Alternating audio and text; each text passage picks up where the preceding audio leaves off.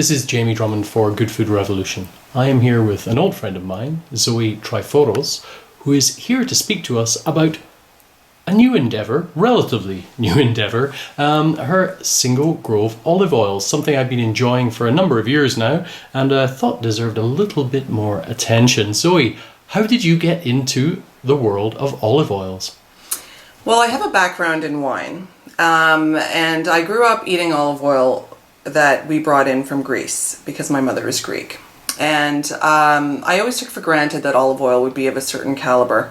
But it wasn't until I gifted the oil to a friend of mine that I had a eureka moment when she came over the next morning and said, "What is this? This is the most delicious thing I've ever tasted." And this was the oil from your family's olive from groves. Our family's groves, yes. And I thought to myself, wow, maybe this isn't something that everybody is accustomed to or has access to.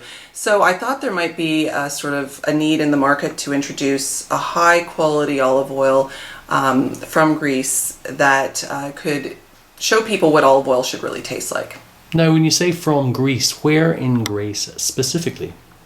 So our olive oil comes from a sort of 10-kilometer belt of land along the coast of the southern Peloponnese in the region of Monemvasia, which is in Laconia. And Monemvasia is a small town just on the tip, and you can see it very easily on the map. And it's known to have some very, very, very good quality olive oil. In fact, people down there call this little belt of land the Blessed Land. So how did you turn this interest in olive oil into a commercial proposition? Well, I'm still in the process of doing that. But what I've done is I've spent time in Greece. I went down for harvest last year, and I've developed relationships with people that are on board with the same thing that I am, which is developing a reputation for high-end Greek olive oil and carving a place in the market. So I have some like-minded producers, one like-minded producer and a business partner down there that is they're completely on board with our concept and idea, and so I've been grateful for that. So right now you have two lines, which I believe we have in front of us here. Yes. Would you mind explaining these two, and perhaps we can go through a small tasting of them? Sure. So they're both of the same cultivar. This is Athinoilia.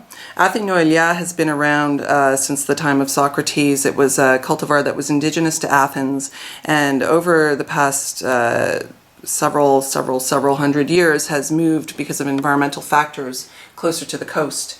It is known to be one of the rarest cultivars and one of the most superior cultivars in the region. I see. It is the choice of people who produce for themselves. It is very unusual to find this cultivar in a commercial format, and that's because it's not a very reliable olive.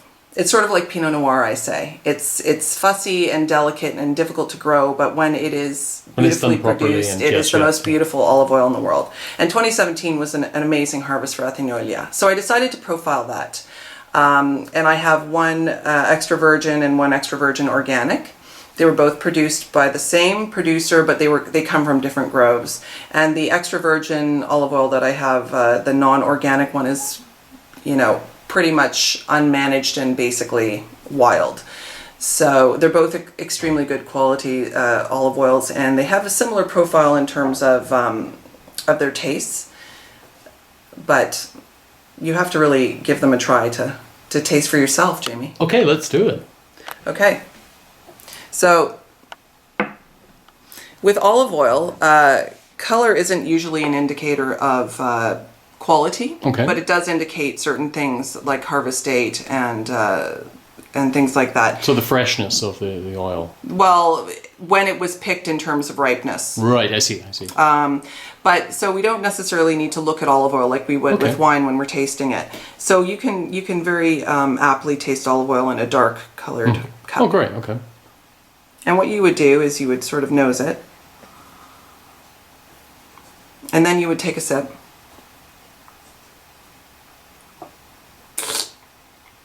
And aerate.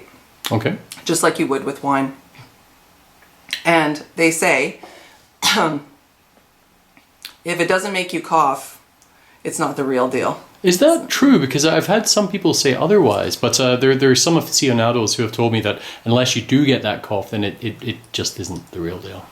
Well, part of what makes you cough is the polyphenol content, and part of what makes it bitter is the polyphenol content. So the fact that presence creates that peppery trigger it can be indicative of the cultivar, but it is very much indicative of the freshness. There you go, ladies and gentlemen. That is indeed the real deal. Yeah. Oh, that's water? Something. No, I'm fine. Okay. That is so. The one that I have here. This is the. You have the non-organic Athenolia. Okay. Yeah. And there is a distinctive difference in the flavor profile between the two of them. There is a slight flavor profile difference because they were done in different groves. So, right. for example, one has more eucalyptus, was grown in an environment with eucalyptus and carob, and the other one has more of sort of walnut and figs and thyme. So all of these things sort of drench into the earth and create, as you know, through wine, characteristics that you can taste. It's the terroir. And both similar on the cough scale, I'm guessing? Yeah. Right. You want to try this? I will, actually. Another question would be, of course, about vintage, because I've tasted 2 vintages of your olive oils thus far, and they have been remarkably different. Yeah. Would you mind explaining a little bit about how vintage affects olive oil? Well, like any other natural product, we are basically slaves to the weather. And sometimes weather can really destroy a crop if it's too... There you go again, if ladies it's and too gentlemen. dry, it's a formula. The formula for success with olive oil is very particular. But because I believe in always eating fresh olive oil, I will bring in the fresh vintage no matter what the harvest was, because fresh is best regardless, and this olive oil will always be good. But I don't believe in stockpiling because it loses its potency. But if you have an unideal harvest that's too dry and doesn't get any rain whatsoever, you can lose a lot of olives with a hailstorm, like what happened in 2016. Took a lot of olives down, and the crops were essentially ruined. Right. In a lot of part of the world. How much of this olive oil do you bring in currently? There were less than 2,000 liters of each of these olive oils produced. Wow. Okay. I've started with a small shipment, but I have available one more batch of this olive oil. And like I said, this isn't a large enterprise project. This is a small boutique project aimed at selling to people who really love good quality olive oil and appreciate the fact that I've gone to quite some trouble to get it here. Okay. And if people were interested in checking out your olive oil, purchasing a bottle to try, how would they do that? Well, you'd have to stay tuned. Maybe follow me at Single Grove on Instagram or Facebook, and website is pending, and I will be available at certain retailers soon, as soon as I hit the streets with my product. Fantastic. Zoe, thank you very much for joining us at Good Food Revolution today. We very much appreciate your cough-inducing olive oils, and we look forward to seeing them in retail establishments very soon. Thank you very much, Jamie. Bye for now. Bye.